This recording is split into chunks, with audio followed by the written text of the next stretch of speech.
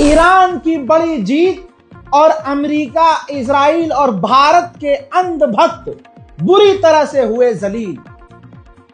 अच्छा, सबसे ज्यादा मेरी नजर में अंधभक्त जलील हुए ना। इनका कोई ये कह रहे हैं भाई इन्होंने कारगिल में ये जो प्रदर्शन किया है इन भारतीयों का क्या ही मतलब ईरान से। अरे ईरान से तो भारतीय मुसलमानों का बहुत बड़ा मतलब है। पहली बात तो ये तुम कहते हो कि बांग्लादेश के हिंदू हमारा हिंदू है, हम उनके लिए बोलेंगे, लड़ेंगे। हम बॉर्डर पता नहीं लड़ेंगे लेकिन अपने मुसलमानों को मारेंगे। ये करते हो ना तुम। पाकिस्तान का तुम उखाड़ नहीं पाते, कुछ ऑपरेशन सिंदूर 4 दिन में खत्म कर देते हैं, वो भी दूसरे के ऐलान करने पर घोप घोप घोप करते रहो। और वहीं आपको बता दूं कि आपकी औकात बस इतनी ही है कि आप अपने हिसाब से आपका अगर बांग्लादेशी हिंदू मारा गया तो उसके लिए लड़ने मरने को तैयार हो भारत के मुसलमानों से। तो जब आप कहते हो कि वो हमारा इसलिए भाई है क्योंकि वो हमारा धर्म का है, तो ईरान भी तो हमारा मुस्लिम देश है, मुस्लिम भाई है। और मूल्य देशों से थे, खासकर विदेशी मूल्यों से तो तुम्हारे बाप की छाती ज्यादा मिलती है। जाकर ऐसे टाइट हक करते हैं जोरदार और इतना बड़ा मुंह खोलते हैं। अब भैया इनकी क्या ही बात करनी, मैंने माफ कीजिएगा, मैंने कहा सुअरों की बात कर दी शुरू में।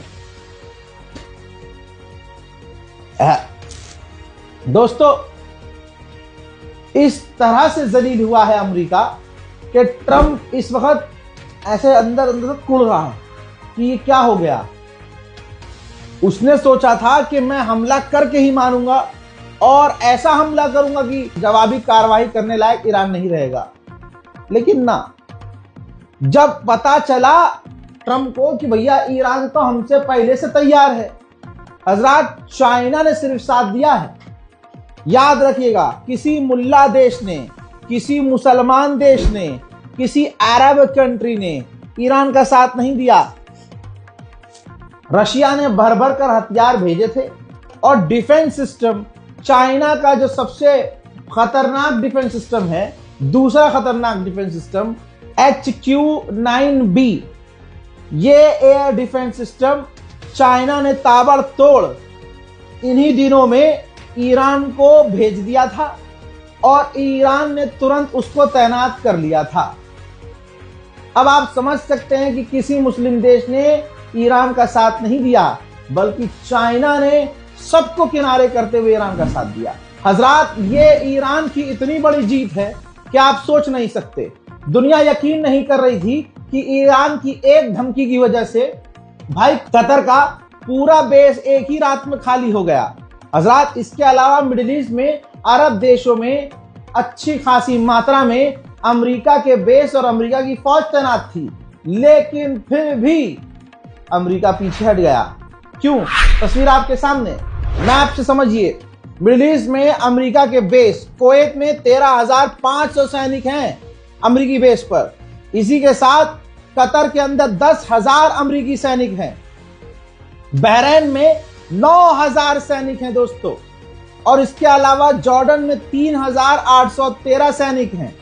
यूएई में 3,500 सैनिक हैं। सऊदी अरब में 2,700 सैनिक हैं। इसके अलावा इराक में 2,500 सैनिक हैं। सीरिया में 2,000 अमेरिकी सैनिक हैं। अब आप समझ सकते हैं पूरे मिडिल ईस्ट में भारी मात्रा में किस तरह से अमेरिका की फौज है, फाइटर जेट हैं, बॉम्बर हैं, सब कुछ है भाई। इसके अलावा अमेरिका की नेवी पूरी ताकत से यहां मौजूद है, लेकिन तमाम ताकत 85 साल के बूढ़े के आगे निकल गई हवा। चलो, इसे कहते हैं सामनाई।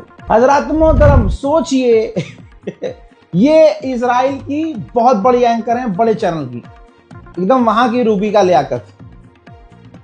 अब ये इसने लिखा है, ट्वीट किया है कि पहले जो प्रदर्शनकारी थे उनको भरोसा दिलाया ट्रंप ने और कहा कि हेल्प इज ऑन इट्स वे, मदद पहुंचाई जा रही है, रास्ते में है। और जब सड़कों पर हजारों लोगों को मारा जा रहा था, जब कत्ल किया गया, और उनको मदद नहीं पहुंचाई गई अभी तक। ये तो ओबामा से बड़ा धोखा है। ट्रंप ने ईरानियों को ओबामा से बड़ा धोखा दिया है। यानी इजराइल बौखलाए हुए हैं। नेतन्याहू की तो फटी पड़ी है, अभी वो इलाज करवा रहा है, लेकिन जो दूसरे वहां इजरायली हैं बौखलाए हुए हैं कि ये तो बहुत बड़ा धोखा है। और जेन्युइनली ये धोखा है। ईरानियों को तो कॉन्फिडेंस में ले रहा था ट्रंप की, करो हमला, ये करो और वो करो, प्रदर्शन करो। है सबसे ज्यादा तकलीफ में भारत के अंधभक्त हैं। बहुत तक उनको लग रहा था वहां सरकार गिरी और योगी आदित्यनाथ तेहरान के बनेंगे प्रधानमंत्री।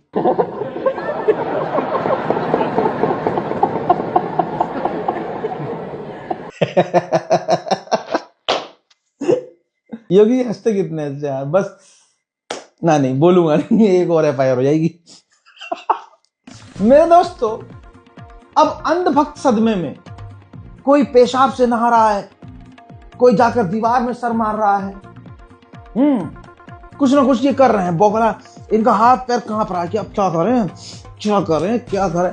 ससुरों को पीने का साफ पानी नहीं, सांस लेने के लिए साफ हवा नहीं, नीचे अंदर चड्डी पहनने के लिए चड्डी नहीं, चड्डी में 4-4 5-5 छेद, और लगे पड़े हैं सोशल मीडिया पे, सलाम इजराइल, सलाम, अटैक ऑन ईरान।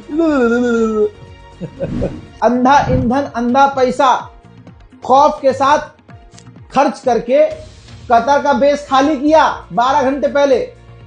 और जब अमेरिका के राष्ट्रपति ट्रंप को एहसास हो गया कि हमारी औकात नहीं है ईरान पर हमला करने की, तो ये देखिए, जो इमरजेंसी लागू हुई थी कतर के बेस पर, कतर के बेस से इमरजेंसी हटा दी और अपने फौजियों को दोबारा से कह दिया कि चलो दोबारा कतर में जाकर तैनात हो जाओ। उधर अरब का मानना यह है, लगाओ भैया रिपोर्ट स्क्रीन पे, कतर का मानना यह है कि दोनों के बीच डी एस्केलेशन हो गया है, यानी दोनों ही अब हमला एक दूसरे पर नहीं करेंगे। अरे भैया, अरब लिखने में डर रहा है, अबे सीधा सीधा लिखो ना। डोनाल्ड ट्रंप की फट के 4, नेतन्याहू की निकली हवा, सुपर पावर 85 साल के बूढ़े के आगे नतमस्तक हैं। लेकिन बाप तो तुम्हारा बाप रहेगा। भाग गया अमेरिका, अमेरिका पीछे हो गया है दोस्तों। और ये अरब देश लिख रहा है दोनों के बीच जो है एग्रीमेंट। अरे ईरान तो कह रहा था कि हम हमला नहीं करेंगे, अगर हम पर हमला हुआ तो नहीं छोड़ेंगे। लेकिन ज्यादा हमें आंख बंद करके ये नहीं सोचना चाहिए कि अब हमला नहीं होगा, क्योंकि अमेरिका और इजराइल धोखेबाज हैं। ईरान अभी भी इतना धोखा हो चुका है कि ईरान अभी भी फुल अलर्ट पर है। पहली बात, IRGC अभी भी रेड अलर्ट पर है। यहां तक कि इंटरनेट अभी भी ईरान के अंदर बंद ही रखा गया है। कुछ समय के लिए कल खोला गया था, लेकिन दोबारा इंटरनेट बंद कर दिया गया है और अभी तक इंटरनेट बंद है। उधर अगर बोला जाए, ईरान ने सिर्फ एक चीज से कॉम्प्रोमाइज किया है, क्योंकि अमेरिका को कुछ तो चाहिए था बोलने को, तो ईरान ने दिया। वो ईरान ने कहा कि जो इरफान सुल्तानी 26 साल का नौजवान जिसे हम फांसी पर लटकाने वाले थे, हम फांसी पर नहीं लटकाएंगे, ना हम आज लटकाएंगे ना हम कल लटकाएंगे। हालांकि जेल में है, कोई रिहा नहीं हुआ है। अब यहां पर ट्रंप को मिलेगा ना मौका बोलने का, बेचारा कहीं तो अपनी इज्जत बचाएगा यार। राष्ट्रपति है, कई देशों पर हमला करने वाला है, वेनेजुएला पे अभी एकदम बादशाहत उसने कायम की है, और एकदम ईरान से पिट जाएगा, ऐसे जलील हो जाएगा, तो यार वो बेचारा अंदर ही अंदर घुटेगा नहीं। तो फिर ट्रंप ने कहा कि मैंने कल हजारों लोगों की जान बचाई है, क्योंकि ईरान हजारों लोगों को मारने वाला था। अब आप खुद सोचिए, एक ही दिन में ईरान हजारों, 10 हजार लोगों को फांसी पर लटका सकता है। इसे कहते हैं जलील होना।